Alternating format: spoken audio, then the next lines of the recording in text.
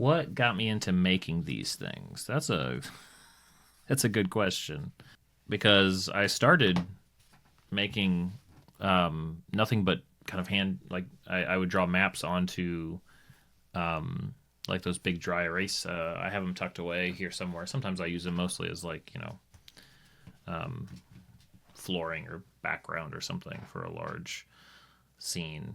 But I used to draw really intricate. I used to really enjoy kind of drawing the entire map and then revealing it. Actually, the first terrain I ever used was I bought off of Etsy because I was like, I don't want to make anything. Maybe I'll paint some minis. And I started painting minis. I'd done that in the past for board games, and then started doing a little bit more and started watching Black Magic Craft. That's actually what got me. His channel is 5-ish years ago. Watching that is what got me making my first craft, which was the stone fountain. His tutorial on that is really great. I highly recommend it. And kind of from there, just started messing around. I really liked having the ability to sort of dream something up and kind of put it in the game.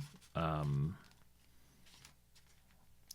it's sort of an addictive process. I mean, I definitely crafted a lot and painted a lot during COVID.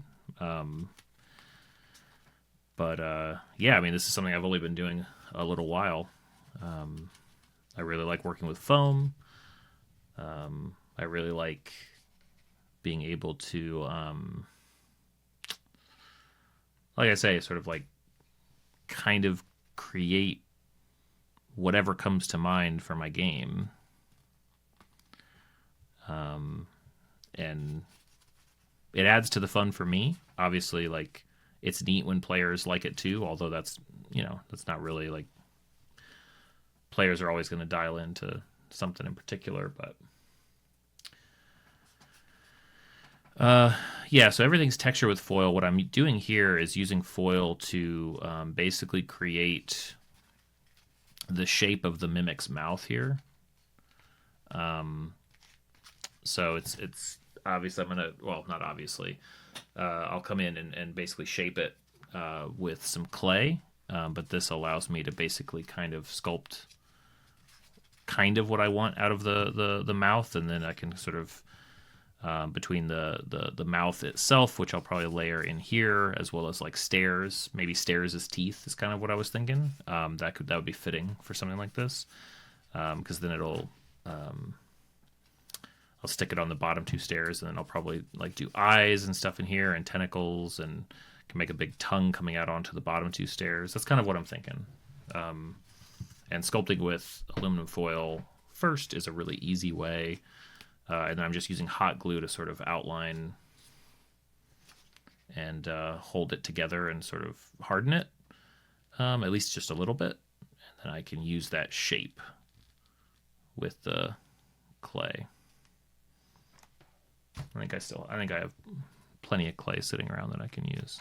Cole, when you make floor tiles, specifically stone ones, do you cut the grid or do you use the Proxon to make it quicker?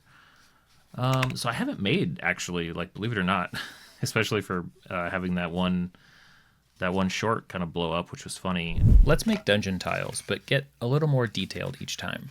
Carve off corners, use little cuts to take chunks away, and even just thin slices off the surface will help. I have not made a ton of dungeon tiles. I have a lot of big surfaces. I have a dungeon tile set that I made for like a desert temple. It's like a sandstone set, so a very particular type of dungeon tile set. And I think for that, I think I just cut all of those. I just measured all of them, but I've definitely cut straight lines with the Proxon before. The tricky thing with tiles, a rug for the stairs, like a rug tongue. Oh, man, that might be beyond my ability, but I like the idea. Maybe for version 2. The tricky thing with tiles is that the set that I was making for my desert temple, I really liked. For my use case, I liked the 6x6 size with like big kind of chonky walls, and 6x6 on a Proxon is too big to kind of get that made.